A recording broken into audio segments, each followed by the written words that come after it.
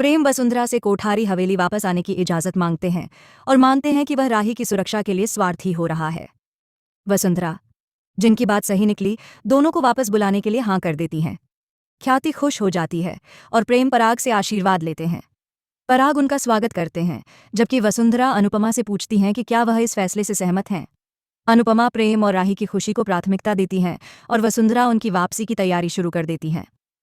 प्रेम राही को समझाना चाहते हैं, लेकिन राही कहती है कि उसे समझाने की जरूरत नहीं, वह सब समझती है। वह अनुपमा के सामने अपने डर को जाहिर करती है, लेकिन अनुपमा उसे बदलाव को अपनाने और अपने सपनों को जीने की हिम्मत देती है। राही अनुपमा से खुद का ख्याल रखने और अपने काम पर ध्यान देने को कहती है। लीला को जब पता चलता है कि प्रेम और राही वापस आ रहे हैं, तो वह सवाल करती है कि वे पहले गए ही क्यों थे। वह अनुपमा को उनकी मुश्किलों का जिम्मेदार ठहराती है, जबकि पाखी अनुपमा पर दूसरों के जीवन में दखल देने का आरोप लगाती है। हंसमुख अनुपमा का बचाव करते हुए उन्हें डांटते हैं। राघव कार्तिक से उनके वादे के बारे में पूछते हैं, लेकिन वह इस बात से परेशान है कि अनुपमा को जब पता चलेगा कि राही के हमलावर का सच क्या है, तो वह कैसे प्रतिक्रिया देंगी। प्रेम और राही घर वापस आते हैं और उनके स्वागत में जश्न की तैयारी होती है।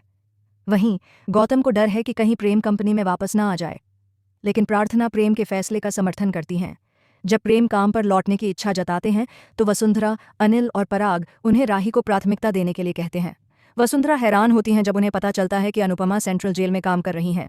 कार्तिक उन्हें कैदियों की मदद करने के लिए धन्यवाद देते हैं। एक मंत्री अनुपमा के समर्पण की सराहना करते हुए उन्हें अन्य कैदियों को डांस सिखाने का सुझाव देते हैं। अनुपमा इस अवसर पर विचार करती हैं। अनुपमा की मुलाकात राघव की मां से होती है, जो अपनी आखिरी इच्छा जताती हैं। वह अपने बेटे को एक बार देखना चाहती हैं। जब अनुपमा पूछती हैं कि क्या वह जानती हैं कि राघव कहाँ है, तो मां बताती हैं कि उनका बेटा एक ऐसे अपराध की सजा काट रहा है जो उसने किया ही नहीं। वह उसके न्याय के लिए प्रार्थना करती हैं। कार्तिक राघव को बताते हैं कि वह अगले दिन रिहा हो जाएंगे, लेकिन राघव चौंकाने वाली बात कहते हैं। वह जेल में ही रहना चाहते हैं। अनुपमा उनके लिए प्रार्थना करती हैं। क्या होगा आगे? क्या अनुपमा राघव और उसकी मां को मिला पाएंगी?